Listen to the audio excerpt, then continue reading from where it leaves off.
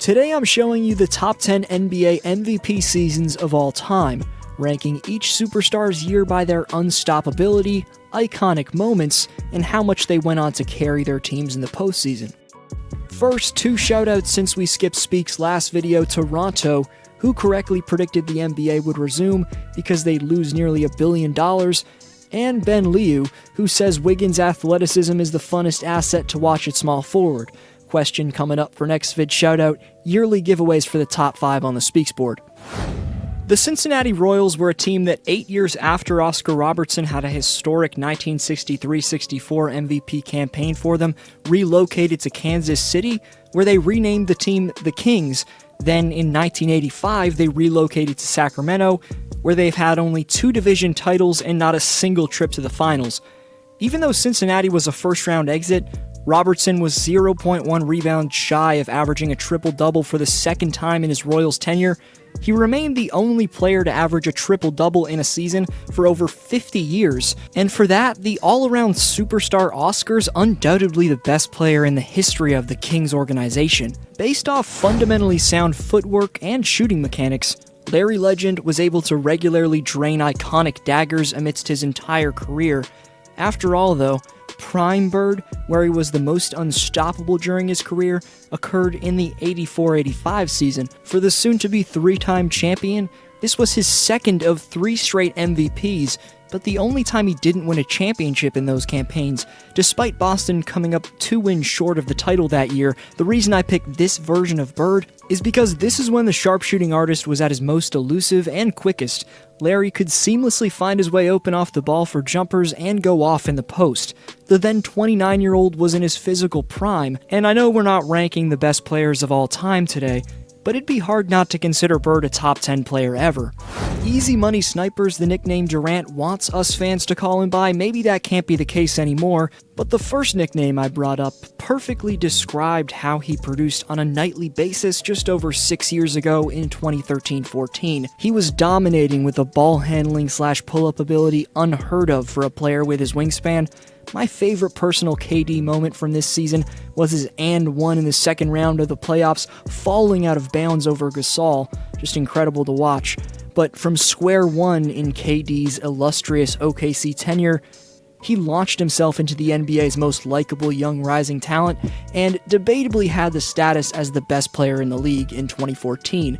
The 7-foot shot-creating mastermind was letting it fly from 30 feet and beyond, revolutionizing the NBA. Of course, only a few years later, though, it was off to the Bay Area to join the Thunder's conference rivals. In the most physical era of basketball of all time, where hand-checking and contactual aggressiveness that simply wouldn't fly with the strict rules in the game today, 1988 Michael Jordan didn't make any excuses.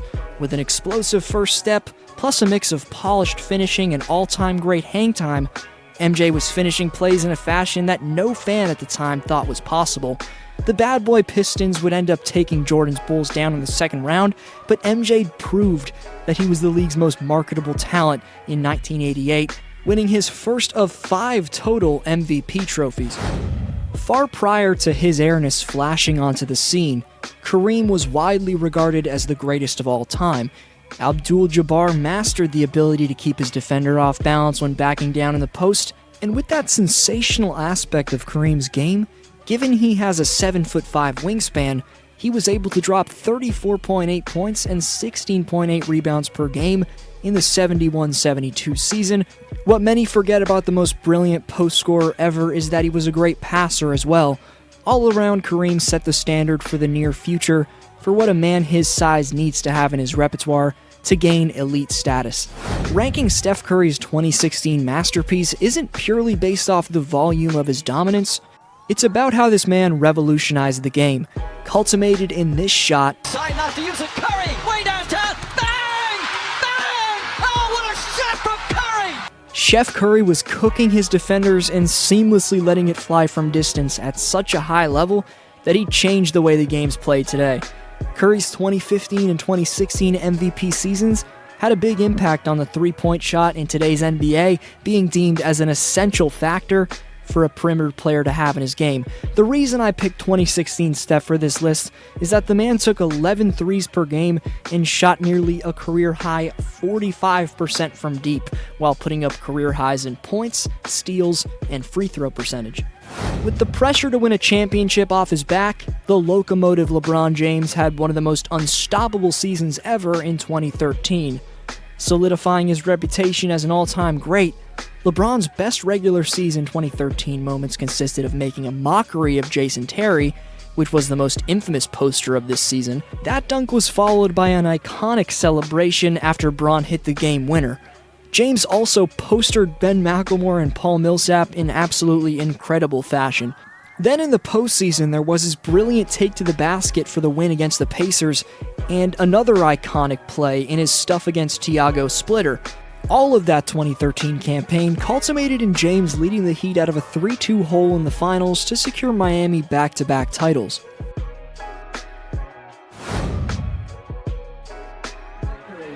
It's a pleasure to watch you grow. Congratulations, 1999-2000 NBA MVP, Shaquille O'Neal.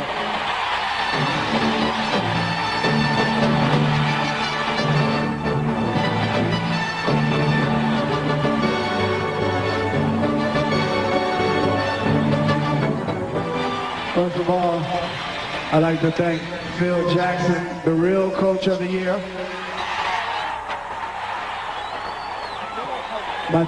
My teammates, and also the Staples Center fans, because you guys are the best. This is y'all award. Love you. Even though his name's not often brought up when debating the NBA's all-time greatest talents, Shaq's pure dominance in 2000 was debatably the most dominant season from a player of all time.